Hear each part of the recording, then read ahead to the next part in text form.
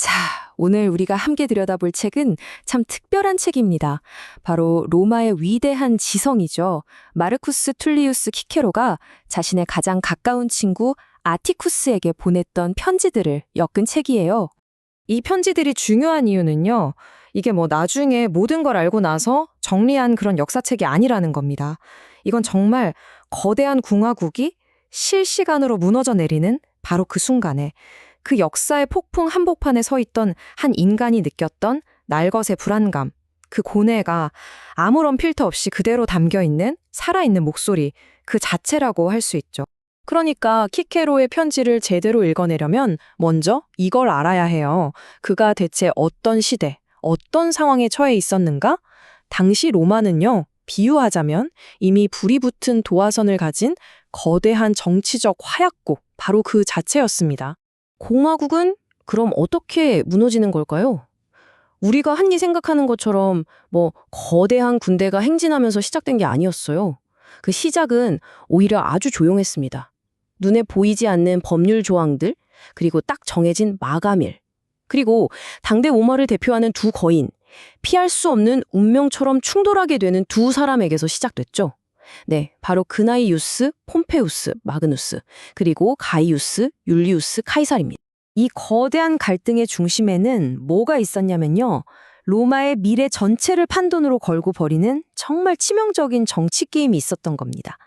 이때 만들어지는 법안 하나하나, 정치적인 행동 하나하나가 상대방을 완전히 끝장내기 위한 아주 잘 계산된 체스의 한 수 한 수와 같았다고 보시면 돼요.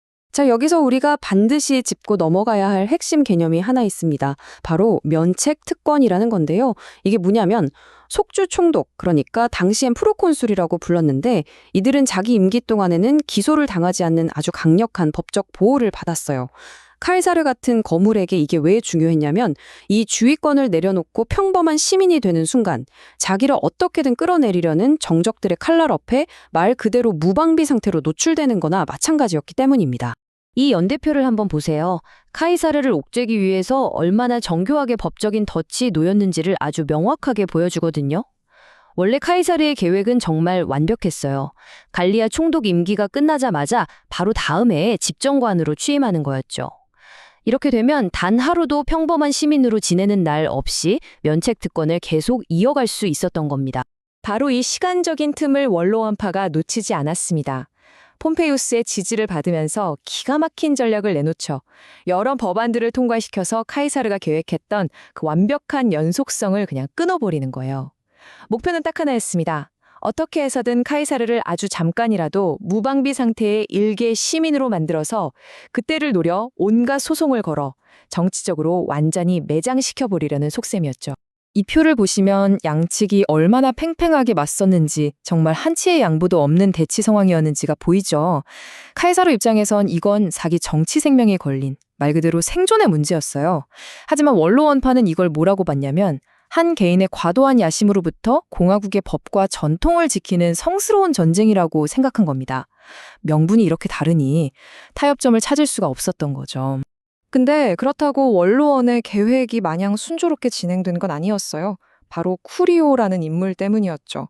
이 사람이 당시 카이사르 측 호민관이었는데 자기한테 주어진 거부권을 아주 효과적으로 활용해서 거의 2년 동안이나 원로원의 모든 시도를 번번이 막아섰습니다. 말하자면 이 피할 수 없는 충돌을 어떻게든 늦추는 방파제 역할을 했던 셈이죠. 마침내 운명의 해 기원전 49년이 다가옵니다. 상황이 막바지로 치달으면서 물밑 협상은 더 절박해졌어요.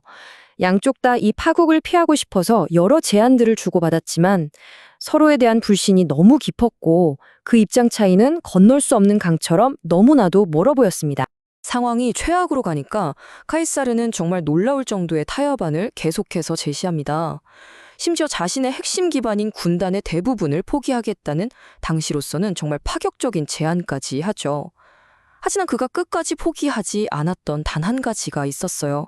바로 자신의 안전을 보장해줄 최소한의 법적 지위와 군사력, 이것만은 양보할 수 없었던 겁니다. 하지만 폼페이오스를 포함한 원로안의 강경파들은 이 모든 제안을 그냥 묵살해버립니다. 그들 눈에는 카이사르의 이런 타협안이 궁지에 몰린 사람이 부리는 술책 정도로밖에 안 보였던 거예요.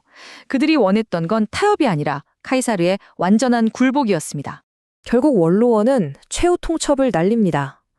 정해진 날짜까지 군대를 해산하고 지휘권을 내놓지 않으면 당신을 국가의 공공의 적으로 선포하겠다. 이런 결의안을 통과시킨 거죠. 이건 뭐 더 이상 협상이 아니었어요. 사실상의 선전포고였죠. 바로 그때 카이사르 편이었던 호민관 마르쿠스 안토니우스와 카시우스가 즉시 나섭니다. 로마 공화정의 아주 중요한 근간이었던 호민관의 신성한 거부권을 행사해서 이 결의안을 막아선 거죠. 자, 공화국의 오랜 전통에 따르면 이 절차는 여기서 딱 멈춰야 정상입니다. 그런데 바로 이 지점에서 로마 공화국의 숨통을 끊어버리는 사건이 터집니다. 원로원이 수백 년간 지켜져 온 이 신성한 호민관의 거부권을 그냥 무시해버린 겁니다. 이건 단순히 법 하나를 어긴 차원이 아니에요. 공화정을 지탱해온 가장 기본적인 규칙 자체가 파괴되었다는 걸 의미했습니다. 목숨의 위협을 느낀 두 호민관은 결국 로마를 탈출해서 카이사르의 진영으로 도망칩니다. 이 사건은 카이사르에게 내전을 시작할 수 있는 완벽한 명분을 주게 돼요. 이제 그는 단순히 개인의 안위를 위해 싸우는 게 아니게 된 거죠. 폭력으로 짓밟힌 신성한 호민관의 권리를 수호하기 위해 일어선다. 이렇게 주장할 수 있게 된 겁니다. 이제 전쟁을 위한 모든 명분은 갖추어졌습니다. 자, 이야기는 다시 키케로에게로 돌아옵니다. 이 모든 끔찍한 일들이 벌어지고 있던 기원전 50년의 겨울, 그는 킬리키아 속주 총독 임기를 마치고 이탈리아에 막 도착했어요. 그저 고향에 돌아온다는 생각뿐이었겠죠. 하지만 그는 몰랐습니다. 자신이 지금 조국에서 벌어지고 있는 거대한 재앙의 한가운데로 걸어 들어가고 있다는 사실을. 상황을 파악한 키케로는 누구보다도 냉철하게 이 비극의 본질을 꿰뚫어보고 있었어요. 그의 편지를 보면 이런 내용이 나옵니다. 우리는 그와 싸우거나 법에 따라 그의 입후보를 허용해야 한다. 노예가 되느니 싸우겠다고. 하지만 그 결과는 패배하면 추방이고 설령 이긴다 해도 결국 노예가 되는 것이다. 이 말은 즉 카이사르와 싸우는 건 승산 없는 도박이고 설령 이긴다 해도 승자인 폼페이오스의 독재 아래 놓일 거라는 거죠. 그는 이 전쟁에서 누가 이기든 자신이 그토록 사랑했던 공화국은 결국 죽음을 맞이할 거라고 정확히 예감하고 있었습니다. 이 시기에 아티쿠스에게 보낸 편지들에는 그 고뇌가 정말 절절하게 녹아 있어요. 한편으로는 과거에 자신을 도와줬던 폼페이우스에 대한 개인적인 애리가 그의 마음을 끌어당기고, 다른 한편으로는 냉정한 현실 인식이 카이사르의 막강한 힘을 무시할 수 없다고 속삭입니다. 하지만 그 무엇보다도 로마인이 로마인을 죽이는 이 동족상잔의 비극, 내전에 대한 깊은 혐오감이 그의 발걸음을 너무나도 무겁게 만들었던 거죠. 그는 친구 아티쿠스에게 보내는 편지에서 정답을 알려달라고 하지 않아요. 그저 이렇게 묻습니다. 나는 이렇게 복잡하게 얽힌 문제를 본 적이 없네. 그래서 나는 자네에게 확실한 조언을 구하는 것이 아니라 단지 이 딜레마가 자네에게는 어떻게 보이는지 알고 싶을 뿐이라네. 우리는 이 편지들 속에서 어떤 길을 선택해도 파멸뿐인 막다른 골목에서 절망적으로 출구를 찾고 있는 한 위대한 지식인의 고뇌를 생생하게 마주하게 됩니다. 결국 이 질문이 남는 거죠. 모든 편의 결점이 있고 어떤 선택을 하든 그 결과가 파국적일 때 선량한 시민은 과연 무엇을 해야 하는가? 이 질문이야말로 키케로를 끊임없이 괴롭혔고 그의 편지들을 관통하는 중심 드라마라고 할 수 있습니다. 이제 돌이킬 수 없는 선을 넘어버린 로마. 앞으로 그들을 기다리고 있는 것은 과연 무엇이었을까요? 로마의 위대한 정치가이자 철학자였던 키케로. 그가 평생의 친구 아티쿠스에게 보낸 편지 속 한 구절입니다. 이 짧은 문장 안에는요, 한 시대가 통째로 무너져 내리는 거대한 폭풍 앞에서 갈피를 잃어버린 한 지식인의 깊은 고뇌가 그대로 담겨 있죠. 오늘 우리가 함께 읽어볼 이 책은 바로 그 폭풍의 한가운데로 우리를 안내합니다. 키케로의 편지를 길잡이 삼아서 로마 공화국을 삼켜버린 내전의 소용돌이 속으로 한 걸음 더 들어가 보려고 해요. 진짜 칼과 칼이 부딪히는 전쟁터가 아니라 그보다 훨씬 이전에 벌어졌던 더 교모하고 치명적인 전초전이 있었거든요. 바로 법률과 정치적 계략이 무기가 되었던 그 숨막히는 순간들. 그걸 따라가면서 공화국이 왜 파멸을 피할 수 없었는지 그 이유를 한번 살펴보겠습니다. 본격적으로 피를 흘리는 사태가 벌어지기 훨씬 전부터 로마의 심장부에서는 보이지 않는 전쟁이 아주 치열하게 벌어지고 있었습니다. 이건 정말이지 한판의 거대한 체스 게임 같았어요. 한쪽에는 갈리아 정복으로 엄청난 부와 군사력 그리고 대중적인 인기까지 한몸에 얻은 율리우스 카이사르가 있었고요. 다른 한쪽에는 전통적인 공화정을 지켜야 한다고 외치는 원로원의 보수파 옵티마테스가 있었죠. 그리고 그들은 과거의 카이사르의 동맹이었던 폼페이우스 마그누스를 자신들의 챔피언으로 내세웠습니다. 이 게임의 목표는 딱 하나였어요. 상대방을 체크메이트, 그러니까 정치적인 죽음으로 몰아넣는 것, 그리고 그들이 사용한 무기는 군대가 아니라 법률 조항과 온갖 정치적인 술수들이었습니다. 자, 이 체스 게임의 판을 제대로 이해하려면 가장 중요한 개념 하나를 짚고 넘어가야 합니다. 바로 프로콘술 임페리움, 우리말로는 속주 총독의 지휘권 정도가 되겠네요. 여기서 임페리움이라는 건 그냥 권위를 뜻하는 말이 아니에요. 이건 로마 공직자에게 주어지는 최고 명령권으로 군대를 지휘하고 법을 집행할 수 있는 거의 절대적인 권한이었죠. 그리고 이 임페리움을 가진 현직 관리나 속주 총독은 임기 동안에는 법정에 설 수 없는 아주 강력한 면책 특권을 가졌습니다. 공무를 수행하는 사람을 악의적인 고소로부터 보호하려는 장치였던 거죠. 카이사르에게 이 임페리움은 갈리아에서 벌인 그의 모든 행동을 덮어주는 그야말로 법적인 방패였습니다. 그런데 그의 갈리아 총독 임기가 거의 끝나가고 있었고 카토 같은 정적들은 그가 이 방패를 내려놓는 그 순간만을 노리고 있었던 거죠. 그들의 계획은 이거였어요. 카이사르가 총독 임기를 마치고 다음 집정관 임기를 시작하기 전까지 아주 짧은 공백을 만드는 것, 그 며칠이라도 그를 사적인 개인 신분으로 만들어서 과거 집정관 시절의 불법행위 혐의로 법정에 세워 정치적으로 끝장내버리려는 속셈이었습니다. 이건 카이사르에겐 정말 생사가 걸린 문제였어요. 폼페이오스와 원로원은 카이사르를 옥죄기 위해서 정말 정교한 법적 그물망을 짰습니다. 여기 나와 있는 단계들을 하나씩 자세히 한번 보죠. 첫째, 그들은 정무관직을 마치고 속주 총독으로 나가기까지 5년의 간격을 두도록 의무화하는 법을 통과시킵니다. 겉으로 내세운 명분은 부패 방지였지만 진짜 목표는 카이사르의 경력을 꼬이게 만들고 원로원이 그의 후임자를 바로 임명할 수 있게 길을 트는 거였죠. 이 법 때문에 원로원은 카이사르의 임기가 끝나자마자 후임자를 보내서 그의 임페리움을 빼앗을 수 있게 된 겁니다. 둘째, 모든 공직 후보자는 반드시 로마에 직접 와서 등록해야 한다는 법을 강화했습니다. 이건 과거 폼페이우스 본인이 지지해서 카이사르에게 줬던 부재중 출마 특권을 정면으로 노린 거였어요. 로마로 돌아와서 입후보하려면 군대를 해산하고 임페리움을 포기했고 그건 곧바로 기소당하는 걸 의미했죠. 셋째, 카이사르 쪽에서 항의하니까 폼페이우스가 마치 선심 쓰는 척 법안 마지막에 카이사르의 특권을 보호하는 조항을 슬쩍 끼워 넣었습니다. 하지만 이 조항은 정식으로 법제화되지 않아서 법적 효력이 아주 의심스러운 상태로 남겨졌어요. 이 모든 건 카이사르에게 선택을 강요하는 거였습니다. 군대를 해산하고 로마로 돌아와서 정적들의 법적인 칼날 아래 서든지 아니면 법을 어기고 군대를 유지해서 국가의 반역자가 되든지 그에게 다른 길은 없어 보였습니다. 키케로의 이 한탄은 이 모든 상황이 가진 깊은 아이러니를 정확하게 짚어내고 있습니다. 여기서 그 시민은 바로 폼페우스예요. 지금 카이사르를 제거하려고 온갖 법적 장치를 동원하고 있는 바로 그 폼페우스가 과거에는 카이사르를 오늘날의 건물로 키워준 가장 큰 후원자였다는 사실, 정말 아이러니하지 않나요? 그들은 크라스스와 함께 제1차 삼두 정치를 결성했던 정치적 동지였고 폼페우스는 카이사르의 딸 율리아와 결혼한 사위이기도 했죠.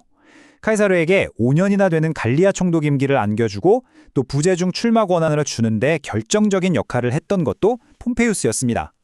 하지만 율리아와 크라수스가 차례로 세상을 떠나면서 둘 사이의 연결고리가 끊어졌고 동맹은 경쟁자로 변해버렸죠.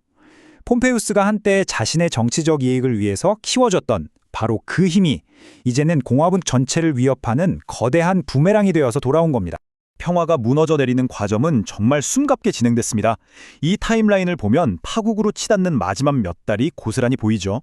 기원전 50년 가을, 카이사르가 쳐들어올 준비를 한다는 허소문이 로마를 휩쓸면서 공포 분위기가 만들어졌습니다. 하지만 카이사르는 계속해서 타협안을 제시했어요. 심지어 군단 하나와 일리리큼 석주만이라도 유지하게 해준다면 갈리아에서 얻은 모든 걸 포기하겠다고까지 제안했죠. 킬리키아 속주 총독 임기를 마치고 막 이탈리아로 돌아온 키케로 같은 온건파는 내전을 피하기 위해서라도 이 제안을 받아들여야 한다고 생각했습니다. 하지만 카토를 필두로 한 원로원의 강경파는 카이사르의 완전한 굴복 말고는 어떤 타협도 원치 않았어요. 결국 기원전 49년 1월 카이사르는 나와 폼페이우스가 동시에 군대를 해산하자는 최후 통첩을 보냅니다. 하지만 원로원은 이걸 무시하고 카이사르가 즉시 군대를 해산하지 않으면 국가의 적, 즉 반역자로 간주하는 원로원 최종 권고를 통과시켜버리죠. 거기에 더해서 이 결정에 거부권을 행사한 호민관들을 로마에서 폭력적으로 쫓아내기까지 합니다. 이건 카이사르에게 완벽한 명분을 준 셈이었습니다. 그는 이제 공화국의 신성한 호민관 제도를 지키기 위해 일어선다는 깃발을 내걸 수 있게 된 거죠. 타협의 문은 이제 완전히 닫혀버렸습니다. 이제 정치적인 체스 게임은 끝났습니다. 수년간의 법률 전쟁과 외교적인 줄다리기는 마침내 군사적인 행동으로 이어지게 되죠. 이탈리아 북쪽에 있는 작은 강, 루비콘. 로마법에 따르면 어떤 장군도 군대를 이끌고 이 강을 건너 이탈리아 본토로 들어올 수 없었습니다. 그 강을 건넌다는 건 곧 국가에 대한 선전포고를 의미했거든요. 카이사르는 그의 군대를 이끌고 그 강을 건넙니다. 주사위는 던져졌다. 그의 이 한마디와 함께 공화국의 운명을 건 도박은 시작되었습니다. 카이사르가 루비콘을 건넜다는 소식이 로마에 전해지자 원로원파는 말 그대로 공황 상태에 빠졌습니다. 그들은 카이사르가 정말로 행동에 나설 거라고는 믿지 않았던 것 같아요. 키케로가 이 편지에서 한탄하는 것처럼 이탈리아를 지켜야 할 공화국의 군사력은 처참할 정도로 약했습니다. 그들이 가진 병력이라고는 고작 2개의 군단. 그런데 더 기가 막힌 건 이 군단들조차 원래 카이사르 소속이었던 걸 파르티아 원정을 핑계로 폼페이우스가 잠시 빌려온 거였다는 거죠. 병사들의 충성심은 당연히 자신들을 수년간 이끌었던 카이사르를 향해 있었고요. 새로 병사를 모집하려고 해도 사람들은 내전의 공포에 질려서 군대에 오길거렸습니다. 공화국의 방어태세는 시작부터 붕괴 직전이었던 겁니다. 위대한 정복자 폼페이우스 마그누스의 명성은 카이사르의 신속한 진격 앞에서 속절없이 무너져 내렸습니다. 카이사르가 정말 놀라운 속도로 이탈리아 도시들을 하나씩 접수하는 동안 공화국군의 총사령관인 폼페이우스는 믿을 수 없을 만큼 무기력하고 우유부단한 모습을 보였어요. 키키오의 편지들을 보면 당시의 절명적인 상황이 그대로 느껴집니다. 폼페이우스는 뚜렷한 전략도 없이 여러 도시에 흩어져 있는 병력 사이를 오가면서 당황하기만 했습니다. 심지어 자신의 세력 기반이라고 할 수 있는 피케놈 지역의 상황조차 제대로 파악하지 못하고 있었죠. 그의 리더십이 완전히 실종된 상황에서 저항은 제대로 조직되지도 못한 채 와해되고 있었습니다. 카이사르의 가장 강력한 무기는 그의 군단이 아니라 바로 속도였고 폼페이우스는 그 속도에 전혀 대응하지 못했던 겁니다. 이 내전 초기 국면에서 가장 충격적이고 또 상징적인 사건이 있다면 그건 바로 폼페이우스와 원로원이 수도 로마를 아무런 저항도 없이 포기하고 남쪽으로 도망간 결정이었습니다. 로마는 그냥 도시가 아니었죠. 공화국의 심장이죠. 영광의 상징이었고 세계의 수도 카풋 문디였습니다. 이 신성한 도시를 싸움 한 번 없이 적에게 내준다는 건 키케로를 포함한 많은 사람들에게 공화국 스스로가 자신의 존재를 부정하는 행위처럼 보였습니다. 이 문장에서 키케로의 생생한 감정이 그대로 전해져 오지 않나요? 그의 목소리에는 단순한 실망을 넘어서 깊은 불신과 배신감 그리고 경악이 서려 있습니다. 키케로 같은 로마의 전통주의자에게 도시를 버린다는 건 상상조차 할 수 없는 일이었거든요. 그에게 폼페이우스의 결정은 전략적 후퇴가 아니라 공화국의 정신적 기둥을 스스로 무너뜨리는 어리석고 비겁한 행동이었습니다. 어리석다고 번역된 라틴어 압수르둠은 이치에 맞지 않는다, 터무니없다는 의미를 담고 있거든요. 질서와 이성을 그토록 중시했던 키케로에게 이 상황은 그야말로 비이성적인 광기로 비쳤을 겁니다. 폼페이우스는 자신의 퇴각을 국가는 건물이 아니라 제도다라는 말로 정당화하려고 했습니다. 그러니까 로마라는 물리적인 공간을 잃더라도 공화정의 제도만 지켜내면 된다, 이런 논리였죠. 하지만 키케로는 이 변명을 아주 통렬하게 반박합니다. 그는 역사를 끌어와서 폼페이우스의 선택을 비판하죠. 페르시아 전쟁 때 아테네의 지도자 테미스토클레스는 시민들을 모두 대피시키고 도시를 비웠습니다. 하지만 그건 압도적인 적을 상대로 살라미스 해전이라는 결정적인 승리를 얻기 위한 명확한 전략이 있었기 때문이에요. 반면에 펠레폰네소스 전쟁 때는 스파르타에 의해 아티카 전역이 유린당할 때 페리클레스는 아테네 시민들을 성벽 안으로 모아서 도시를 끝까지 지켜냈습니다. 키케로가 보기에 폼페이우스는 명확한 계획도 없이 도망치는 지도자일 뿐 테미스토클레스의 전략적인 명리남도 페리클레스의 굳건한 의지도 보여주지 못했던 거죠. 도시의 화로와 재단을 버리는 그의 행동은 그저 나약함과 절망의 증거에 불과했습니다. 키케로의 편지에 나오는 이 비유는 당시 공화국파의 처지를 이보다 더 절절하게 표현할 수는 없을 겁니다. 국가는 이제 키를 잃어버린 배와 같아졌어요. 총사령관이라는 선장은 배를 버리고 도망치고 있고 원로원 의원들은 방향을 잃은 채 우왕좌왕하고 있습니다. 그들에게는 이제 계획도, 중심도, 희망도 남아있지 않아요. 그저 망망대해 위에서 예측할 수 없는 폭풍에 몸을 맡긴 채 운명의 자신들을 어디로 데려갈지 기다릴 수밖에 없는 그런 처절한 상황에 놓인 것입니다. 이제 거대한 역사의 흐름에서 잠시 눈을 돌려서 한 개인의 내면으로 깊이 들어가 보겠습니다. 전쟁은 시작됐고 이탈리아는 혼돈에 빠졌습니다. 이 와중에 키케로는 자신의 별장에 머물면서 양쪽 진영 사이에서 과연 어떤 선택을 해야 할지 고뇌합니다. 그의 편지들은 이 시기 한 철학자가 겪었던 끔찍한 내적 갈등을 정말 고통스러울 정도로 솔직하게 기록하고 있습니다. 전쟁이 터지자 키케로는 극심한 결정장애에 시달립니다. 이 책의 서문에서는 그의 이런 상태를 영어 단어 실리셜링, 즉 결단력 없이 머뭇거리는 상태로 묘사하죠. 그는 폼페이우 스파로부터 캄파니아 지역의 주의권을 제안받았지만 며칠 만에 사임했고요. 폼페이우스를 따라서 그리스로 가려고 길을 나섰다가 카이사르 군에게 포로로 잡힐까봐 두려워서 다시 집으로 돌아오기도 했습니다. 그는 매일같이 아티쿠스에게 편지를 보내서 조언을 구하고 어제 내린 결정을 오늘 뒤집으면서 스스로를 자책했어요. 이건 단순히 신중했던 게 아니에요. 자신이 평생 지켜온 공화국의 법과 질서라는 세계가 무너져 내리는 걸 보면서 원칙과 현실, 의무와 공포 사이에서 갈갈이 찢겨나가는 한 인간의 정신적 붕괴 과정이었던 겁니다.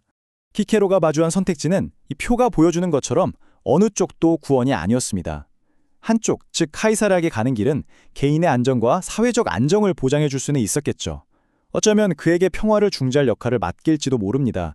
하지만 그건 공화국을 파괴한 독재자에게 협력하는 것이고 평생의 신념을 저버리는 행위였어요. 다른 한쪽, 폼페이우스에게 가는 길은 대의 명분이 있었습니다. 공화국 헌법을 지킨다는 명예로운 길이었죠. 하지만 그 길의 끝에는 무능하고 신뢰할 수 없는 지도자와 함께하는 승산 없어 보이는 파괴적인 전쟁이 기다리고 있었습니다. 어느 쪽을 선택하든 그가 사랑했던 공화국은 이미 파멸한 것처럼 보였던 거죠. 키케로의 고뇌는 단순히 개인의 안위를 넘어서 정치가의 역할에 대한 아주 근본적인 질문으로 이어집니다. 그는 자신의 책 국가론과 법률론에서 이상적인 국가와 정치인의 모습을 그렸었죠. 하지만 이제 그 이상은 산산조각이 나버렸습니다. 국가가 폭정으로 치닫고 있을 때 애국자는 어떻게 행동해야 할까요? 폭군 아래에 머물면서 그를 설득하고 체제 안에서 변화를 이끌어내려고 노력해야 하는 걸까요? 아니면 설령 그 싸움이 무모하고 동지들이 어리석다 하더라도 자유를 위해 모든 걸 걸고 싸워야 하는 걸까요? 그의 편지는 이 영원한 정치적 딜레마에 대한 생생한 증언입니다. 키케로의 절망이 가장 깊이 드러나는 대목입니다. 그는 카이사르의 독재뿐만 아니라 자기가 속한 공화국파의 잔인함 또한 두려워했어요. 그는 만약 폼페우스가 이긴다면 과거 술라가 저질렀던 것보다 훨씬 더 끔찍한 피해 숙청, 즉 살생부 정치가 벌어질 거라고 확신했습니다. 술라의 공포 정치는 로마인들에게 끔찍한 트라우마로 남아있었거든요.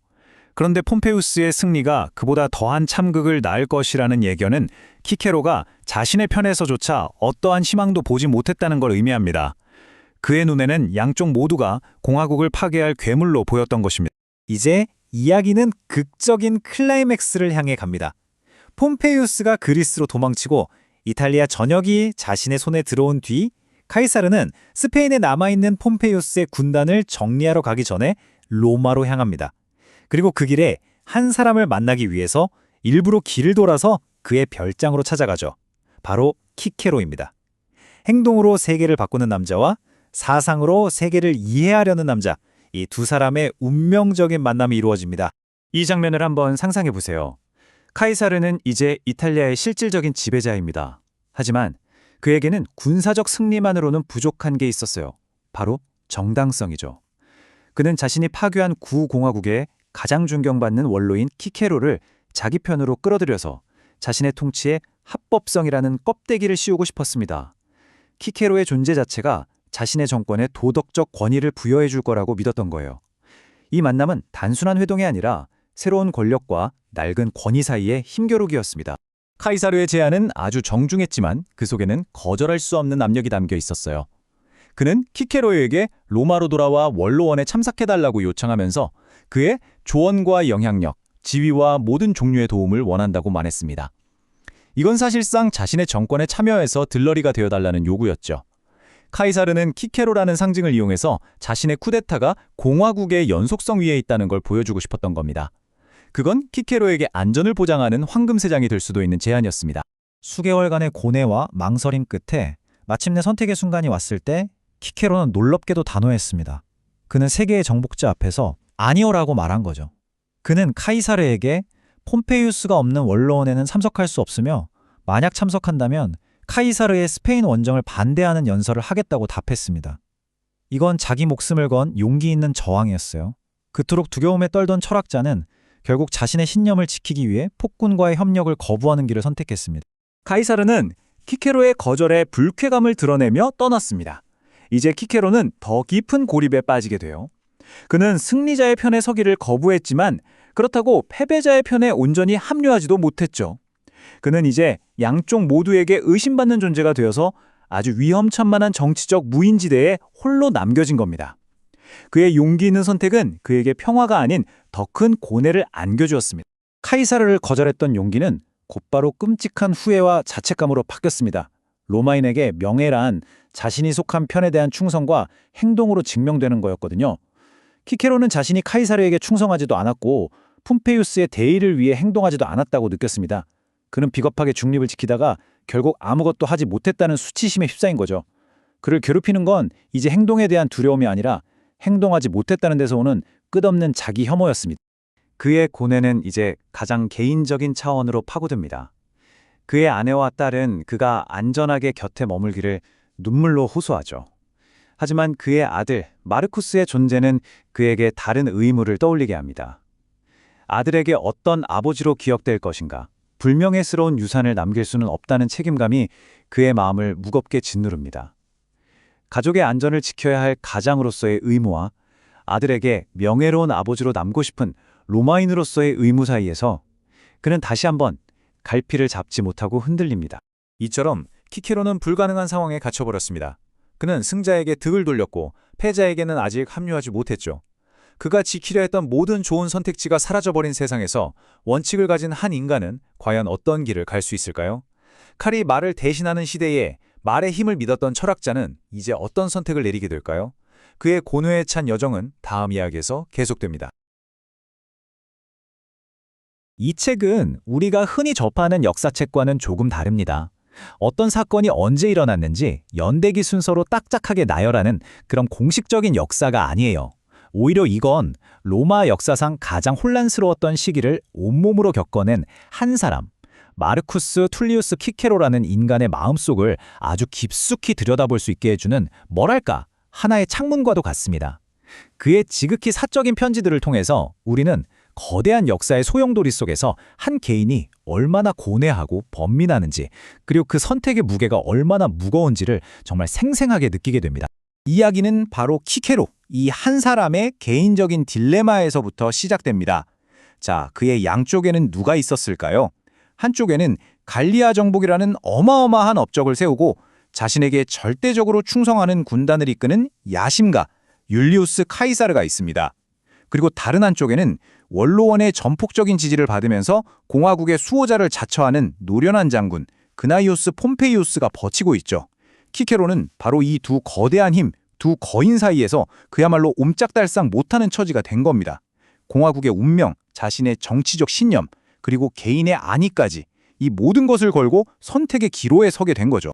자, 그럼 첫 번째 부분부터 살펴보겠습니다. 내전이라는 끔찍한 비극이 터지기 바로 직전 로마를 뒤덮었던 그 숨막히는 정치적 긴장감이 어떻게 최고조에 이르렀는지를 따라가 볼 텐데요. 이 모든 갈등의 가장 중심에는 카이사르의 군사 지휘권 문제를 둘러싼 아주 복잡한 법률적 그리고 정치적 다툼이 자리하고 있었습니다. 이 상황을 제대로 이해하려면 당시 로마의 법이 얼마나 복잡했는지를 먼저 좀 알아야 합니다. 카이사르의 갈리아 총독 임기는 이제 거의 끝나가고 있었어요. 그는 로마의 최고 지도자인 집정관으로 다시 뽑히길 원했죠. 그런데 여기서 가장 중요한 핵심이 뭐냐면 바로 공백기가 단 하루도 생기면 안 된다는 점이었습니다. 왜냐하면 총독의 지휘권을 내려놓은 그 순간부터 집정관에 당선되기 전까지 공식 지위가 없는 민간인 신분이 되잖아요. 바로 그 틈을 타서 원로원의 정족들이 그래 법정에 세우려고 벼르고 있었기 때문입니다. 죄목이야 만들기 나름이죠. 갈리아 전쟁 중에 권한을 남용했다는 등. 만약 유죄 판결이라도 받게 되면 그의 정치 인생은 그걸로 완전히 끝장나는 정말 치명적인 위협이었던 겁니다. 네, 이 슬라이드가 당시의 대치 상황을 아주 잘 보여주는데요. 정말 한치의 양보도 없는 체스 게임 같지 않나요? 카이사르의 목표는 아주 명확했습니다. 어떻게든 기소를 피해야 한다. 그러려면 총독직에서 집정관직으로 끊김없이 아주 매끄럽게 넘어가야만 했죠. 그래서 그는 좀 이례적인 요구를 합니다. 군단을 해산하지 않고 갈리아 현지에서 로마에 가지 않고도 집정관 선거에 출마할 수 있게 해달라는 거였죠. 반면에 폼페이우스를 중심으로 뭉친 원로원 강경파의 목표는 정반대였습니다. 그들은 어떻게든 카이사르를 무장해제시키고 민간인 신분으로 만들어서 로마 법정에 세우고 정치적으로 완전히 매장시키려고 했습니다. 카이사르에게는 그야말로 생존이 걸린 문제였고 원로원에게는 자신들의 체제를 지키는 것이 걸린 정말 외나무다리 승부였던 셈입니다. 폼페이우스와 원로원은 이제 법을 무기로 삼아서 카이사르의 목을 조여오기 시작합니다. 기원전 52년에 통과된 새로운 법들이 바로 그 정교하게 짜인 함정이었죠. 첫째, 전직 정무관이 속주 총독으로 가기 전에 5년의 유예 기간을 두도록 했습니다. 이게 무슨 뜻이냐면 이 법 때문에 원로원은 카이사르의 임기가 끝나자마자 즉시 후임 총독을 파견할 수 있게 된 겁니다. 그럼 카이사르는 바로 군대를 해산하고 민간인이 되어야만 했죠. 둘째, 모든 공직 후보자는 반드시 로마에 직접 와서 출석하고 선거에 임해야 한다고 못을 박아버립니다. 카이사르가 이전에 겨우 확보했던 특별 면제 조항이 사실상 휴지 조각이 되어버린 거죠. 이 모든 법적인 조치들은 카이사르의 모든 퇴로를 차단하고 그를 옴짝달싹 못하게 만든 뒤 로마의 법정으로 끌어내기 위한 아주 치밀한 계획이었습니다. 이 편지의 한 구절에서 키케로의 그 깊은 통찰력과 동시에 절망감을 엿볼 수가 있습니다. 이 말의 무게를 한번 잠시 생각해 보시죠. 그는 공화국이 마주한 선택지가 얼마나 끔찍한지 그 본질을 정확하게 꿰뚫어보고 있었던 겁니다. 카이사르와 싸우거나 아니면 그의 요구를 들어주거나 둘 중 하나인데 원로원의 동료들은 명예를 외치면서 싸우자고 하겠죠.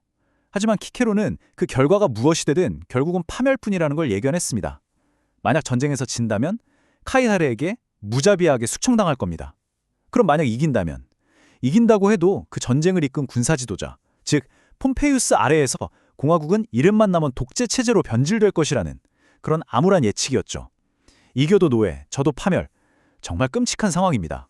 키케로의 그 암울한 예측처럼 평화의 마지막 순간들이 시시각각 다가옵니다.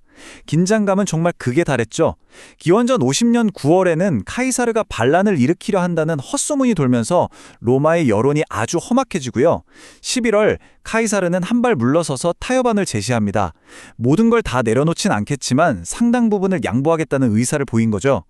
하지만 12월이 되자 폼페이우스는 이미 마음을 굳힌 것 같습니다. 카이사르의 최측근이 로마에 왔는데 자신을 만나지 않았다는 어떻게 보면 좀 사소해 보이는 일을 전쟁의 징후로 여길 만큼 서로에 대한 불신이 깊었던 겁니다. 그리고 마침내 49년 1월 카이사르는 마지막 카드를 던집니다. 폼페이우스와 내가 동시에 군대를 해산하자. 아주 합리적인 동시 군축 제안이었죠. 하지만 원로원은 이를 완전히 묵살하고 카이사르에게만 일방적으로 무장 해제를 요구합니다. 모든 타협의 문이 쾅 하고 닫히는 순간이었습니다. 이제 갈등이 폭발하는 그 순간으로 넘어갑니다.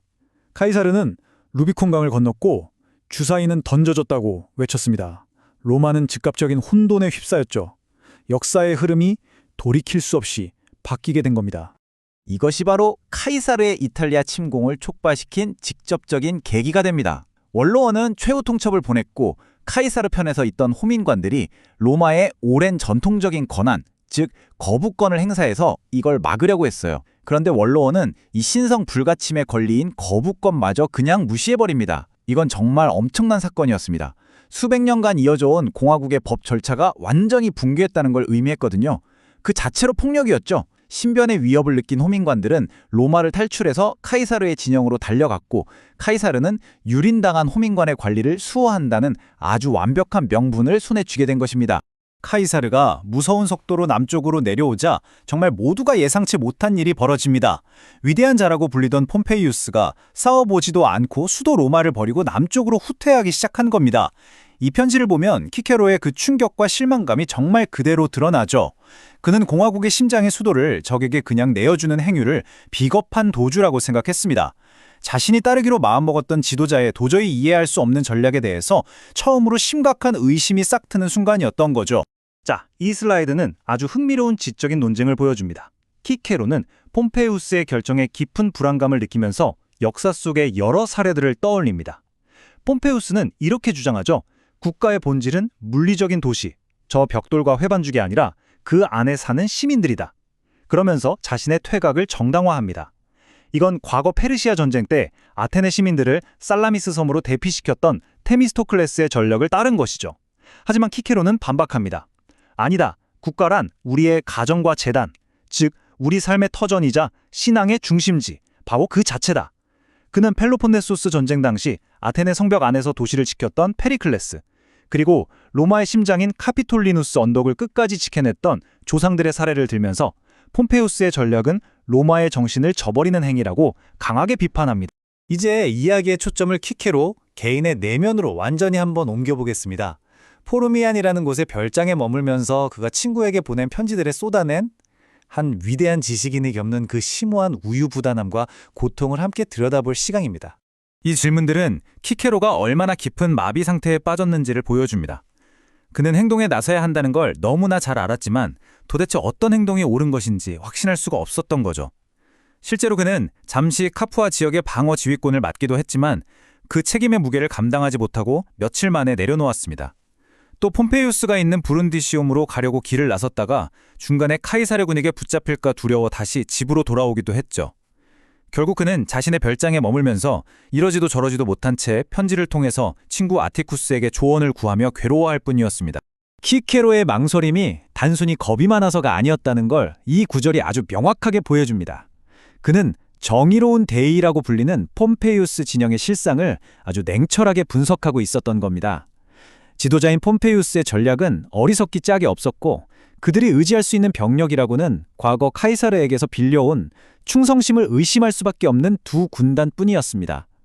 그의 주저함은 이렇게 허약하고 승산이 없어 보이는 대의에 섣불리 몸을 던질 수 없다는 지극히 합리적인 판단에 뿌리를 두고 있었던 거죠. 키케로는 자신의 고노의 본질을 이렇게 표현합니다. 이것은 용지가 있냐 없냐의 문제가 아니라는 겁니다. 도덕적으로 그리고 현실적으로 너무나 불확실한 이 상황 자체가 고통이라는 거죠. 그의 고통은 크게 세 가지 축 사이에서 그를 갈기갈기 찢어놓는 딜레마였습니다. 바로 폼페이우스에 대한 개인적인 의리, 그리고 카이사르 편에 서는 것이 생존에 유리할지 모른다는 현실적인 계산, 마지막으로 이 둘 모두가 훼손하고 있는 공화국의 이상 사이의 끔찍한 충돌이었습니다. 키케로를 짓누르는 이 압력들을 하나씩 한번 살펴보죠. 먼저 폼페이우스에게는 과거 자신을 귀양살이에서 돌아오게 해준 개인적인 은혜와 의리가 있습니다. 이건 저버릴 수가 없죠. 하지만 이성적으로는 그의 무능하고 어리석은 전략에 깊이 실망하고 있습니다. 다른 한편 카이사르는 승리하면 고대 시칠리아의 그 잔혹한 폭군 팔라리스처럼 변할까봐 너무나 두렵습니다.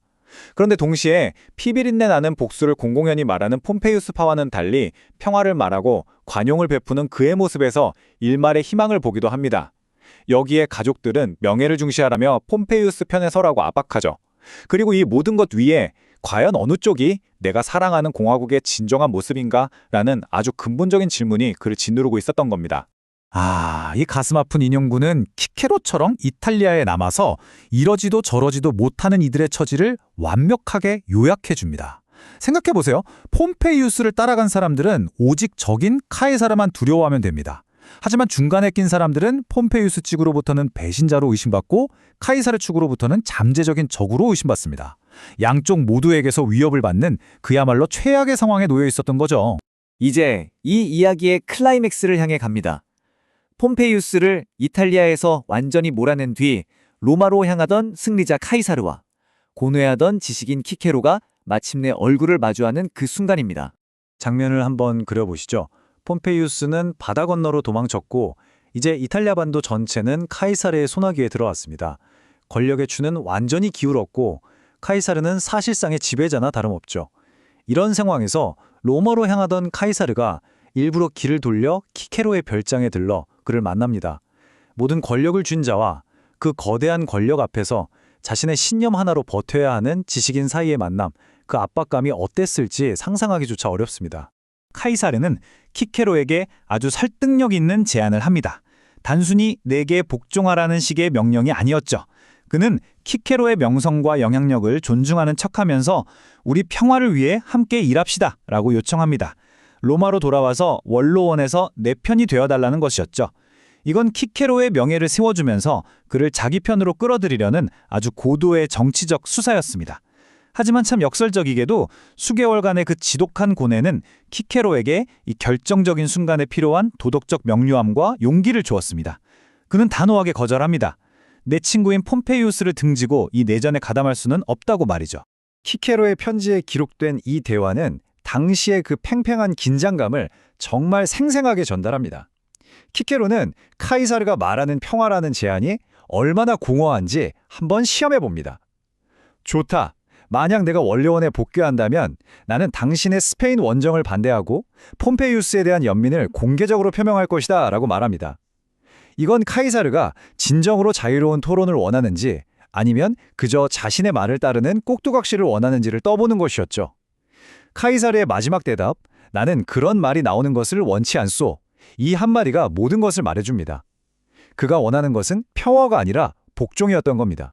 대화는 겉으로는 정중한 말로 끝났지만 그 본질은 완전한 결렬이었습니다. 카이사르는 키케로가 자신의 뜻대로 움직여주지 않을 것임을 깨달았고 키케로는 카이사르 밑에서 중립을 지키는 것은 불가능하다는 것을 확인했습니다. 이 만남은 역설적이게도 키케로가 마침내 이탈리아를 떠나야 한다는 결심을 굳히는 결정적인 계기가 되었습니다. 이제 이 이야기의 마지막 장입니다. 키케로는 그토록 불신했던 지도자, 그리고 승산이 없어 보였던 그 대의를 따르기 위해 마침내 이탈리아를 떠나기로 결심합니다. 이 구절에서 우리는 키케로의 심경에 일어난 완전한 반전을 보게 됩니다. 그동안 그의 발목을 잡았던 모든 합리적인 계산, 이성적인 비판은 이제 온데간데 없이 사라졌습니다.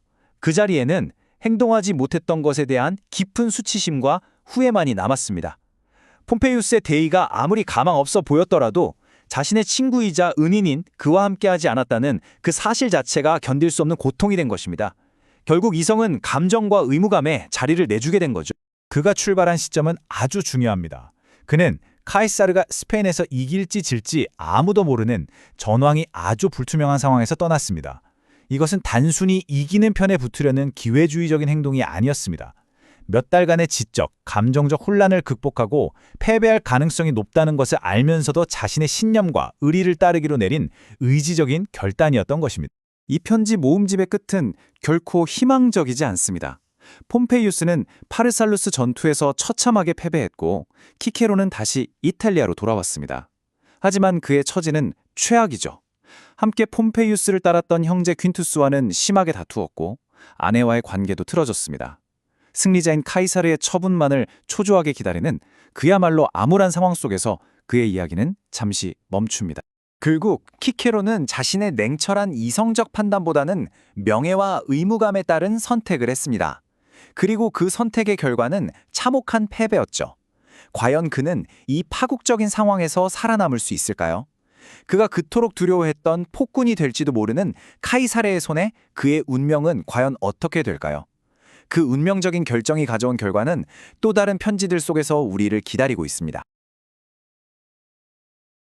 나는 할 말이 없네. 마음이 몹시 착잡할 뿐이네. 마르쿠스 툴리우스 키케로가 그의 평생 친구였던 아티쿠스에게 보낸 편지에 적힌 한 구절입니다. 정말 이 짧은 문장 하나에 한 시대의 종말을, 그 거대한 붕괴를 바로 눈앞에서 목격하고 있는 한 인간의 깊은 고뇌가 다 담겨 있는 것 같죠. 오늘 우리가 함께 들여다볼 이 책은요, 바로 그 불안과 고뇌의 한복판에서 쓰인 아주 사적인 편지들을 엮은 겁니다.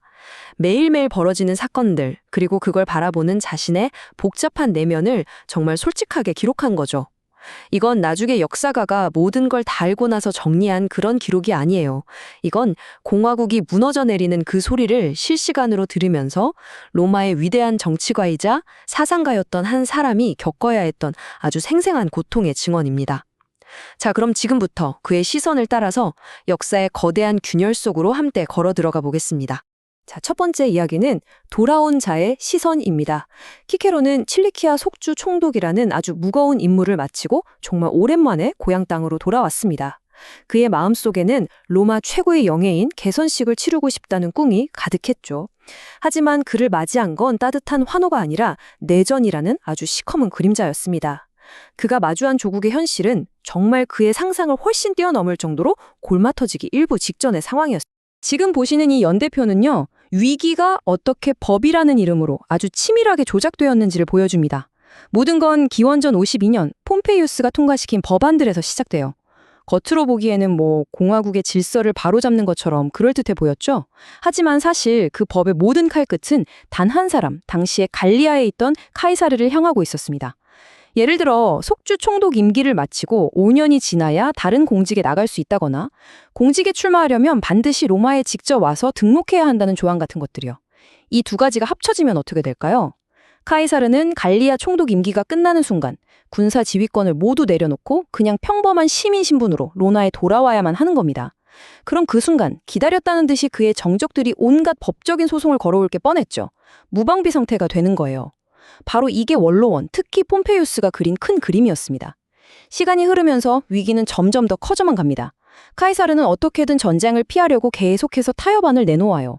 군단 하나를 포기하겠다, 속주 하나를 포기하겠다. 그러다 마침내 기원전 49년 1월 마지막 카드를 꺼내댑니다. 폼페이우스, 당신이 먼저 군대를 해산한다면 나도 깨끗하게 모든 걸 내려놓겠다. 이건 정말 더 이상 물러설 곳이 없는 사람의 최후 통첩이었던 셈이죠. 키케로가 이탈리아에 돌아와서 본 게 바로 이 극한의 대치 상황이었습니다. 한쪽에는 10년 동안 갈리아에서 백전백승을 거둔 막강한 군단을 등에 업고 내 권리를 달라고 주장하는 카이사르의 뻔뻔함이 있었고요. 다른 한쪽에는 공화국의 법과 원칙을 지켜야 한다는 명분을 내세우면서 한치의 양보도 거부하는 원로원의 무모한 완고함이 있었죠. 키케로는 이 양쪽 모두가 결국 파국으로 달려가고 있다는 걸 본능적으로 느꼈습니다. 머리로는, 이성적으로는 카이사르의 마지막 제안이 내전을 피할 수 있는 유일한 길이라고 생각했어요. 하지만 그의 마음, 그가 평생 지켜온 신념은 원로원 쪽에 더 기울어져 있었죠. 정말 외통수에 걸린 체스 선수처럼 이쪽으로 가도 지고 저쪽으로 가도 모든 걸 잃게 될 그런 상황에 놓인 겁니다. 이런 국가적인 위기 속에서 키케로의 내면은 두 개의 자아로 완전히 갈라집니다. 지금 보시는 이 화면이 그의 분열된 마음을 아주 잘 보여주죠. 한쪽에는 개선식이라는 공적인 야망이 있습니다. 로마의 장군에게 개선식이라는 건요, 살아있는 신이 되는 순간이나 다름없어요. 가문의 영광을 최고 정점까지 끌어올리는 그야말로 일생일대의 꿈이었죠. 키케로는 킬리키아에서 거둔 군사적인 공적으로 자신은 이 영광을 누릴 자격이 충분하다고 믿었습니다. 하지만 다른 한쪽에는 공화국이 무너지기 직전인 이 냉혹한 현실이 떡 버티고 있었죠. 그는 편지에 이렇게 고백합니다. 개선식을 위해서 여기저기 로비나 하는 이기적인 후보자, 그리고 조국의 위기 앞에서 중립적이고 이성적인 판단을 내려야 하는 정치가 이 두 가지 역할을 동시에 해낼 수는 없다. 결국 그는 자신의 가장 큰 개인적인 영광과 국가의 존망이라는 저울 앞에서 만약 그게 공화국을 위한 길이라면 자신의 가장 위대한 야망마저도 기꺼이 던져버릴 각오를 하고 있었던 겁니다. 키케로의 좌절감은 지금의 위기뿐만 아니라 과거의 잘못된 결정들을 향하기도 합니다. 특히 그는 폼페우스의 근시안적인 정치적 판단들을 아주 격렬하게 비판하죠. 바로 이 인용문이 그의 심정을 대변합니다. 그는 묻는 거예요. 대체 과거에 왜 폼페우스가 앞장서서 카이사르의 갈리아 총독 임기를 연장시켜줬는가? 왜 카이사르가 군대를 거느린 채로 로마 밖에서 집정관 선거에 나갈 수 있게 그런 특혜를 베풀었는가? 키케로가 보기엔 이 모든 게 폼페우스와 원로원이 스스로 판 무덤이나 다름없었습니다. 그들이 카이사르라는 인물을 거대한 정치적 괴물로 키워놓고 이제 와서 그 괴물을 막을 수 있는 유일한 희망이 아이러니하게도 바로 그를 만든 폼페우스 한 사람에게만 달려있게 된 이 상황. 그는 정말 통탄스러워했습니다. 자, 이제 두 번째 이야기. 이상과 현실의 균열로 넘어가 보겠습니다. 키케로가 그토록 바랐던 중재와 타협의 공간이 이제 완전히 사라져버립니다. 이상을 이야기하는 것 자체가 사치가 되어버린 순간이죠. 이제 현실은 그에게 아주 끔찍한 선택을 강요하기 시작합니다. 원로원의 대응은 아주 강경했습니다. 그들은 카이사르의 마지막 타협안을 한마디로 거절해버려요. 그리고 원로원 최종 권고라는 일종의 비상대권을 발동해서 카이사르가 즉각 군대를 해산하지 않으면 국가의 적으로 선포하겠다고 으름장을 놓습니다. 이때 카이사르를 지지하던 호민관 안토니우스와 카시우스가 거부권을 행사하면서 저항하죠. 호민관은 평민의 권리를 지키는 신성 불가침의 직책이었고 그들의 거부권은 로마 공화정의 아주 핵심적인 안전장치였습니다. 하지만 원로원의 강경파들은 이 신성한 권리마저 무시하고 호민관들을 폭력으로 위협했어요. 결국 신변의 위협을 느낀 호민관들은 로마를 탈출해서 카이사르에게 도망칠 수밖에 없었습니다. 이 사건은 카이사르에게 루비콘 강을 건널 수 있는 완벽한 명분을 줬습니다. 공화국을 지킨다는 자들이 평민의 대표를 핍박했다는 명분 말이죠. 원로원은 평화로 가는 마지막 다리를 스스로 불태워버린 셈입니다. 이 혼란 속에서 키케로는 폼페이우스파, 그러니까 원로원의 보수 귀족 세력이 스스로를 부르던 선량한 시민들, 라틴어로는 보니라고 불렀던 이들의 정체성에 대해서 깊은 회의감을 갖게 됩니다. 이 질문처럼 그는 과연 원칙을 지키는 올바른 당파라는 게 정말 있기는 한 건지 근본적인 의문을 던지죠. 저들이 정말 공화국을 위해 싸우는 걸까? 아니면 그냥 자신들의 기득권을 지키기 위해서 공화국이라는 이름만 이용하는 위선자들은 아닐까? 키케로의 눈에는 그들이 내세우는 대위 명분이라는 게 너무나 공허하게 들렸습니다. 티케로의 빕칸은 점점 더 날카로워집니다. 그는 원로원의 무능함과 위선을 아주 신랄하게 지적해요. 그는 이렇게 묻습니다. 오랫동안 속주들을 방치해서 혼란에 빠뜨리고 심지어 갈리아에 있는 카이사르의 후임 촌독조차 임명하지 않아서 이 모든 사태의 빌미를 제공한 원로원이 과연 자신들을 옳은 편이라고 주장할 자격이 있는가? 키케로에게 원로원의 도덕적 권위는 이미 오래전에 파산 상태나 다름없었어요. 그들의 과거 실책이 현재 그들이 내세우는 모든 명분을 공허하게 만들고 있었으니까요. 이것이 바로 키케로가 내다본 미래였습니다. 정말 끔찍할 정도로 암울한 전망이죠. 그는 이 전쟁에서 어떤 좋은 결과도 나올 수 없다고 확신했습니다. 만약 폼페이우스파가 패배한다면 카이사르에 의해서 재산을 몰수당하고 추방당하는 이른바 살생부의 이름이 오를 겁니다. 그런데 설령 폼페이우스파가 이긴다고 해도 그 승리의 끝에 기다리는 건 또 다른 형태의 노예 상태일 것이라고 예견했어요. 여기서 노예 상태라는 건 과거 술라 시대처럼 승리자들이 벌이는 피해 숙청과 독재를 의미합니다. 그에게 이 전쟁은 공화국을 위한 성전이 아니었어요. 어느 쪽이 이기든 로마 시민의 자유를 앗아갈 폭군들의 권력 투쟁일 뿐이었습니다. 세 번째 부분, 주사위는 던져졌다입니다. 카이사르가 루비콘 강을 건너면서 내전은 이제 피할 수 없는 현실이 됩니다. 그리고 그 시작과 함께 정말 누구도 상상하지 못했던 충격적인 전략적 결정들이 내려지면서 전황은 전혀 예측 불가능한 방향으로 흘러가기 시작합니다. 가장 충격적인 사건은 바로 이거였습니다. 공화국의 수호자를 자초했던 그 위대한 폼페이우스가 수도 로마를 아무런 저항도 없이 버리고 남쪽으로 도망친 것입니다. 이건 군사 전략적으로도 또 정치적으로도 정말 이해하기 힘든 결정이었어요. 그래서 키케로를 비롯한 많은 원로원 의원들이 깊은 절망과 혼란에 빠졌죠. 로마 공화국의 심장인 수도를 싸워보지도 않고 적에게 그냥 내준다는 건 정말 상상조차 할 수 없는 일이었습니다. 키케로는 폼페이우스가 로마를 포기한 게 왜 그토록 수치스러운 일인지를 설명하기 위해 역사적인 사례를 끌어옵니다. 누군가는 아마 옛날 페르시아 전쟁 때 아테네 시민들이 도시를 버리고 살라미스 해전에서 승리했던 테미스토클레스의 예를 들면서 폼페이우스를 변호할지도 모릅니다. 하지만 키케로는 단호하게 반박하죠. 테미스토클레스의 경우는 동방의 압도적인 대군에 맞서기 위한 전략적인 후퇴였지만 지금 상대는 동족인 로마인이 아니냐고요. 그는 이렇게 외칩니다. 국가는 판자와 회반죽으로 이루어진 것이 아니다. 국가는 가정의 난로와 제단으로 이루어져 있다. 즉 국가의 본줄이라는 건 물리적인 건물이 아니라 그곳에 사는 시민들의 삶, 공동체, 신앙 그 자체라는 겁니다. 폼페이우스는 바로 그 국가의 영혼을 버렸다고 키케로는 통탄했습니다. 폼페이우스가 주저하면서 남쪽으로 후퇴하는 동안 카이사르는 정말 무서운 속도로 움직였습니다. 그는 이탈리아 반도를 거의 저항 없이 장악했고요. 로마의 입성에서는 원로원이 미처 옮지지 못한 국고를 접수해서 막대한 전쟁 자금을 확보했죠. 그리고 자신의 충성스러운 부하인 레피두스와 안토니우스를 임명해서 수도 로마를 안정시킨 뒤에 폼페이우스를 직접 쫓아가는 대신 서쪽으로 방향을 틉니다. 폼페이우스의 주력군이 있는 스페인을 먼저 제압해서 후방의 위협을 없애려는 정말 놀라운 전략적 판단이었죠.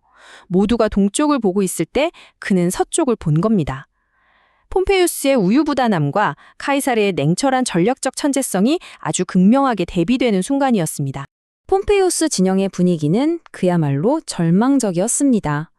키케로는 편지에서 자신들의 군사적인 현실을 아주 냉정하게 분석해요. 그들이 의지하는 핵심 병력이라는 2개의 군단은 사실 원래 카이사르가 파르티아 원정을 위해서 폼페이우스에게 빌려줬던 병력이었습니다.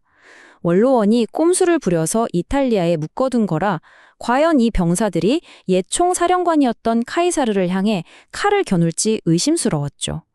새로 징집한 병사들은 대부분 전쟁을 두려워하면서 마지못해 끌려온 오합지졸이었고요.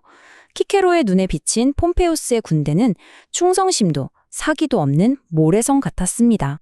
이제 이야기의 심리적인 핵심으로 들어가 보겠습니다.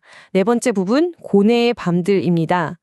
폼페이우스는 그리스로 건너가고 카이사르는 스페인으로 향한 그 사이 키케로는 이탈리아 해변의 포르미아의 별장에 머물면서 몇 달 동안 아주 극심한 고뇌의 시간을 보냅니다. 이 시기에 그가 친구 아티쿠스에게 보낸 편지들은요, 한 위대한 지성이 겪는 내면의 분개를 정말 남김없이 보여주는 귀중한 기록입니다. 지금 보시는 이 질문들은 그의 편지에 반복적으로 나타나는 고뇌의 편편들입니다. 그는 잠 못 이루는 밤을 보내면서 스스로에게 끝없이 물어요. 내가 과연 이 대의에 헌신해야 하는가? 내 가족의 안위는 어떻게 해야 하지? 폼페이우스의 이런 도주보다 더 나쁜 타협이 있을까? 이런 실용적인 고민에서부터 시작해서 아주 깊은 철학적인 딜레마로까지 이어집니다. 폭군의 통치 아래에서 선한 정책이 논의된다면 그 회의에 참석해도 되는 걸까? 조국이 폭정 아래 있을 때 외부의 힘을 빌려서라도 그 조국을 공격하는 게 옳은 일인가? 이건 단순히 어느 편에 설 것인가의 문제를 넘어서 한 철학자가 자신의 모든 신념을 걸고 버리는 처절한 자기 신문이었던 거죠. 그의 고뇌는 이내 깊은 후회와 자책으로 변합니다. 그는 자신이 이미 돌이킬 수 없는 실수를 저질렀다고 느꼈어요. 이 인용문이 그의 고통을 정말 잘 보여주죠. 그는 이성적으로 판단하고 선택하려고 했던 자신의 행동 자체가 미친 짓이었다고 말합니다. 차라리 아무 생각 없이 일개 병사처럼 폼페이우스가 파멸로 달려가는 그 길을 그냥 묵묵히 따랐어야 했다고 자책하는 겁니다. 그에게는 올바른 선택을 하기 위해 망설였던 그 시간 자체가 이미 불명예스러운 배신처럼 느껴졌던 것이죠. 이 상황의 가장 큰 아이러니는 폼페이우스 자신이 이 위기의 주된 설계자 중 한 명이라는 사실입니다. 키케로는 편지에서 지난 10년 동안 폼페이우스가 어떻게 카이사르의 권력 성장을 적극적으로 도왔는지를 아주 신랄하게 지적해요. 카이사르의 갈리아 총독 임기를 연장해주고 막대한 군사력을 유지할 수 있게 해주고 법을 어겨가면서까지 특혜를 베풀었던 장본인이 바로 폼페이우스였습니다. 이제 와서 그가 키운 힘을 위협으로 규정하고 공화국의 적으로 모는 것. 키케로가 보기에는 정말 지독한 자기 모순이었습니다.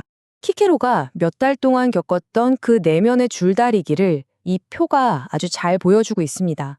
그는 이탈리아에 남을 이유와 폼페이우스에게 합류할 이유 사이에서 정말 끊임없이 흔들렸어요.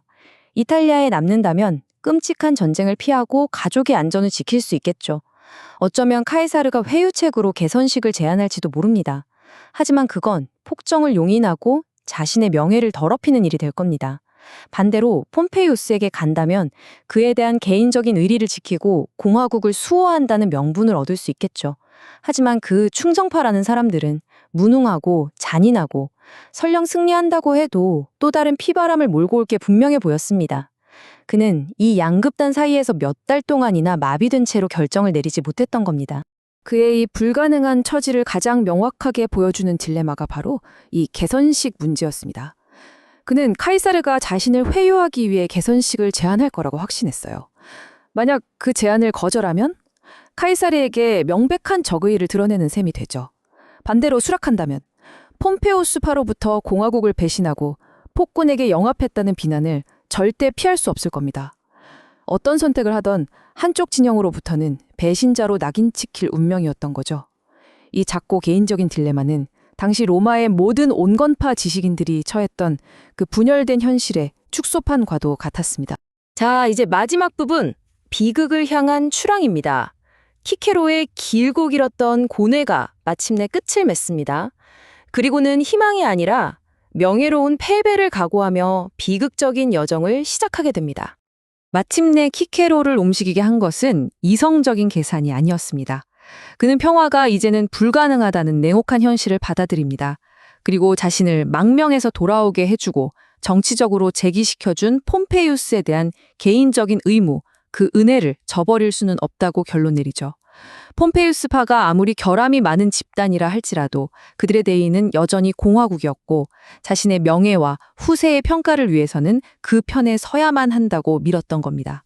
결국 그는 스페인에서의 전황이 어떻게 될지 모르는 아주 불확실한 상황 속에서 실리가 아닌 명분을, 안전이 아닌 원칙을 선택하며 그리스를 향해 배를 띄웁니다. 이 책의 이 부분은 키케로 자신의 아주 강력하고 문학적인 비유로 마무리됩니다. 그는 눈앞에 펼쳐지는 이 끔찍한 동족상잔의 비극을 트로이 전쟁을 노래한 호메로스의 서사시 일리아드에 빗대었죠. 이건 단순히 큰 전쟁이라는 의미를 넘어서 영웅들이 운명에 맞서 싸우다 결국 쓰러져가는 거대한 비극의 서막이라는 뜻을 담고 있습니다. 그가 예견한 비극의 무대는 이제 이탈리아를 넘어 그리스로 옮겨가고 있었습니다. 이 문장은 앞으로 펼쳐질 더 큰 파국을 암시하면서 우리에게 아주 깊고 무거운 여운을 남깁니다. 로마 공화정이 거대한 역사의 파도 속으로 서서히 가라앉고 있던 시절이었습니다. 한때 공화국의 아버지라 불리며 로마의 정신 그 자체로 여겨졌던 인물이 있었죠. 바로 마르쿠스 툴리우스 피케로입니다. 그는 가장 가까운 친구였던 아티쿠스에게 비밀스럽게 보낸 편지들 속에 자신의 무너져 내리는 모든 감정, 그 절망과 고뇌를 남김없이 쏟아냈습니다. 우리가 지금 들여다볼 이 책은 단순히 지나간 역사의 기록이 아닙니다.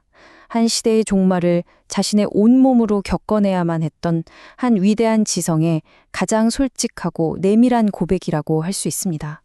지금부터 그의 내면 깊은 곳에서 울려 퍼지는 목소리를 함께 따라가 보겠습니다. 키케로 자신의 목소리, 그의 처절한 후회로 이 이야기를 시작해볼까 합니다. 이 문장은 단순히 정치적인 싸움에서 졌다는 것을 넘어서는 의미를 가집니다. 자신의 신념, 그리고 평생을 걸쳐 쌓아올린 이성적인 판단이 뿌리부터 완전히 무너져 내렸다는 깊은 자책감이 담겨 있죠. 공화국이라는 거대한 배와 함께 자기 자신도 파멸을 향해 가라앉고 있음을 직감한 바로 그 순간, 그의 진짜 고뇌는 이제 막 시작되고 있었습니다. 오늘 우리는 키케로가 겪었던 그 깊은 절망의 여정을 따라가 보려 합니다. 먼저 그가 모든 것을 잃고 고립되었던 브룬디시움에서의 유배 생활을 들여다볼 거고요.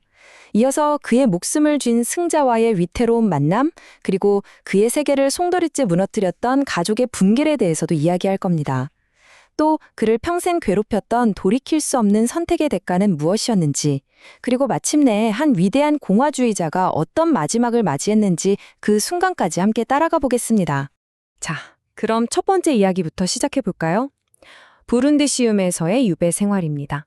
모든 것이 끝났다고 생각했던 파르살루스 전투, 그 끔찍한 패배의 여파가 그를 어떻게 덮쳐왔는지 한번 들어가 보겠습니다. 기원전 48년은 공화파에게는 그야말로 악몽과도 같은 한 해였습니다. 8월 테살리아의 파르살루스 병원에서 벌어진 전투에서 공화파의 군대는 카이사르에게 처참하게 무너집니다.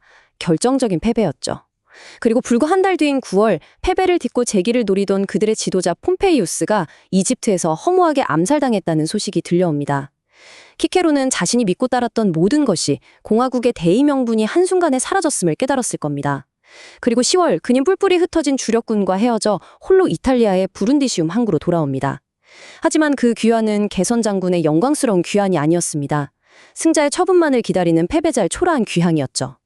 한때 로마 최고의 웅변가이자 국부로 칭송받았던 그의 모든 영광은 그렇게 한순간에 먼지처럼 사라져버렸습니다. 그는 항구 도시 부룬디시움에 말 그대로 발이 묶였습니다.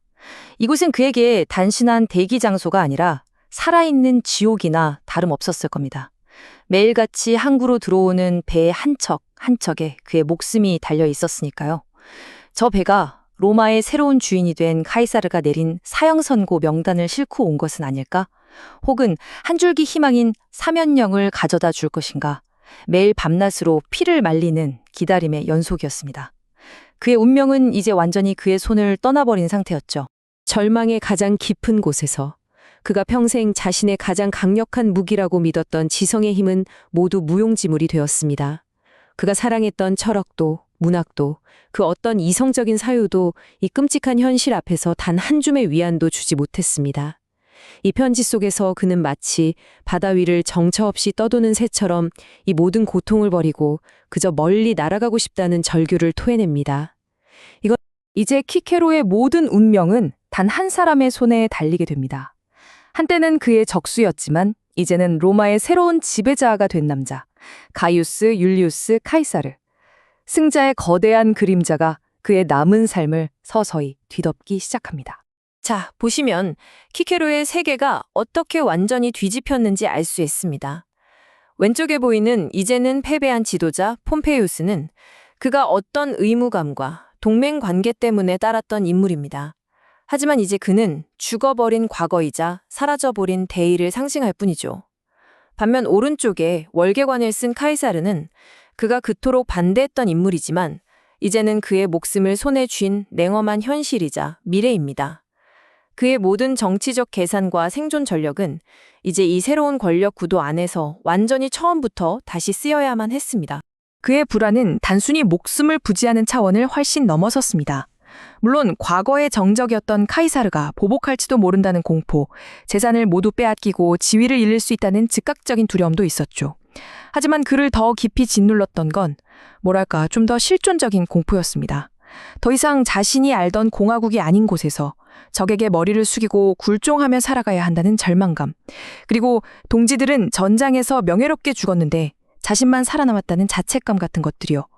한때 공화국의 수호자로서 최고의 영예를 누렸던 그에게 타협으로 얻어낸 목숨은 어쩌면 죽음보다 더한 모욕으로 느껴졌을지도 모릅니다. 정말 기가 막힌 상황이죠. 카이사르가 자비를 베풀어 내미는 손길조차 그에게는 교묘하게 설계된 정치적인 덫이었습니다. 한번 상상해 보세요. 카이사르가 그대의 공을 인정하여 개선식을 열어주겠소라고 제안하는 겁니다. 만약 그걸 거절하면 새로운 관력자의 심기를 정면으로 거스르게 되는 거죠. 그렇다고 덥석 수락하면 전장에서 죽어간 동지들의 명예를 배신하고 적의 승리를 축하해주는 꼴이 됩니다. 앞으로 나아갈 수도 뒤로 물러설 수도 없는 그야말로 완벽한 외통수에 갇혀버린 겁니다. 공적인 세계가 이렇게 잿더미로 변해가는 동안 그의 마지막 안식처가 되어주어야 할 가정마저도 속절없이 무너져 내리고 있었습니다. 공적인 비극과 사적인 파멸이 동시에 그의 숨통을 조여오기 시작한 거죠. 당시 로마 귀족에게 파밀리아, 즉 가문은 우리가 생각하는 단순한 혈연 집단 그 이상이었습니다. 그것은 그의 사회적 지위, 정치적 동맹 관계, 그리고 개인의 명예를 지탱하는 가장 근본적인 기반이었어요. 비유하자면 공화국이 원로원의 권위라는 기둥 위에 서 있었다면 키케로라는 개인은 파밀리아라는 단단한 기반 위에 서 있었던 겁니다. 따라서 이 가문이 붕괴한다는 것은 곧 그의 사회적 존재 자체가 소멸하는 것을 의미했습니다. 보시는 것처럼 그의 개인적인 삶을 지탱하던 모든 기둥이 한꺼번에 와르르 무너져 내렸습니다. 재정 문제로 갈등하다 결국 등을 돌린 아내의 테렌티아, 남편의 끔찍한 부정 때문에 고통받는 그가 세상에서 가장 사랑했던 딸 툴리아, 패배의 책임을 두고 격렬하게 다툰 끝에 원수가 되어버린 친동생 퀸투스, 그리고 가장 끔찍한 배신을 안겨준 조카까지.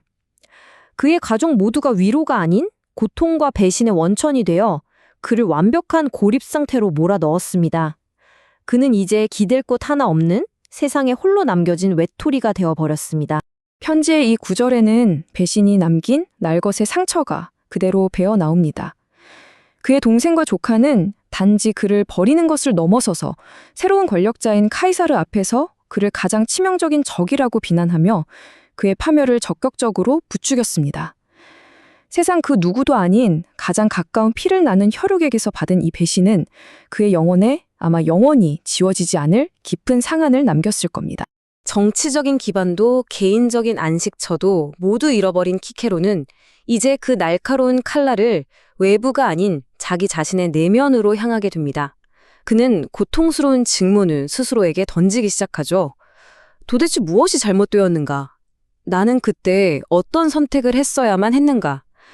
이 끝없는 자책과 성찰은 그를 깊고 어두운 철학적 고뇌의 늪으로 이끌었습니다. 이제 그의 전쟁터는 더 이상 원로원이 아니었습니다. 로마라는 국가의 형태 자체가 소멸해버린 것과 다름없는 상황에서 그는 시민의 의무란 과연 무엇인가? 라는 가장 본질적인 질문과 홀로 씨름해야만 했습니다. 어쩌면 칼과 창이 부딪히는 실제 전장보다도 훨씬 더 치열한 싸움이 그의 서재, 바로 그의 내면에서 벌어지고 있었던 것이죠. 그의 편지들은 이처럼 끝없는 딜레마로 가득 차 있습니다.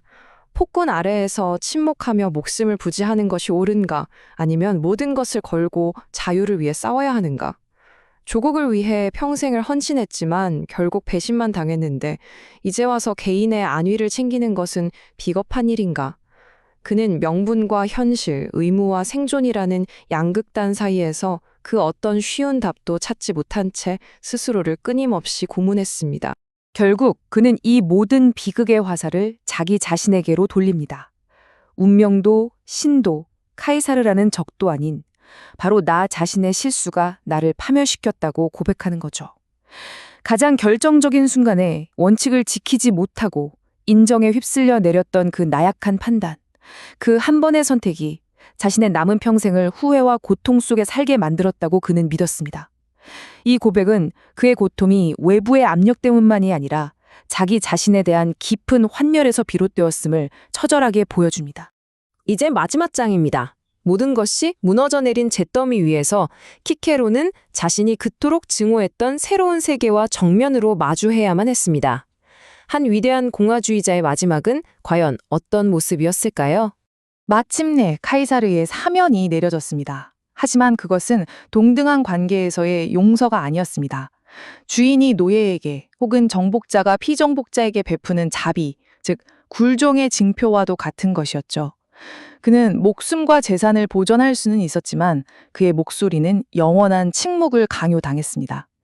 한때 로마 전체를 움직였던 그의 혀는 사실상 뽑혔고 그의 펜은 부러졌습니다. 그의 육신은 살아남았지만 정치가로서의 키케로, 공화주의자로서의 키케로의 영혼은 아마 그날 죽은 것이나 다름없었을 겁니다. 우리가 여기서 말하는 공화주의자는 지금 시대의 정당처럼 단순히 정치적인 소속을 의미하는 게 아닙니다. 그것은 법과 원칙, 그리고 여러 사람이 함께 공유하는 통치를 믿는 하나의 신념체계였습니다. 그런데 이제 그 모든 것이 단 한 사람, 카이사르의 의지로 대체된 세상이 온 거죠. 그런 세상에서 키케로는 죽어가는 이상의 마지막 상징과 같은 존재였습니다. 그의 개인적인 비극은 곧 공화국 자체의 죽음을 비추는 거울이었고 한 시대의 위대한 정신이 그의 운명과 함께 쓰러져간 것이라고 볼 수 있습니다.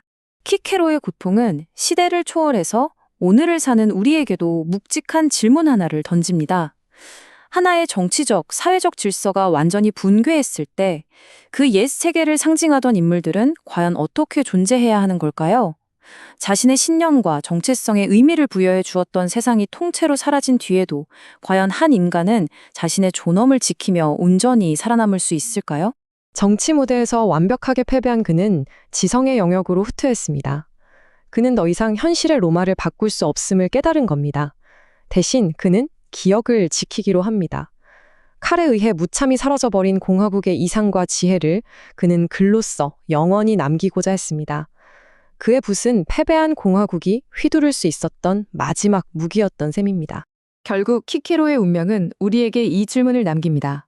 한 시대가 막을 내리고 전혀 다른 시대가 시작될 때 그 지나간 시대를 상징했던 위대한 개인들은 과연 어디에 설 자리가 있는 걸까요? 이것은 단순히 고대 로마의 이야기에 그치지 않습니다. 급격하게 변하는 세상 속에서 과거의 가치와 새로운 현실 사이에서 고뇌하는 오늘날의 우리 모두에게 이 질문은 여전히 깊고 유효한 울림으로 다가오고 있습니다.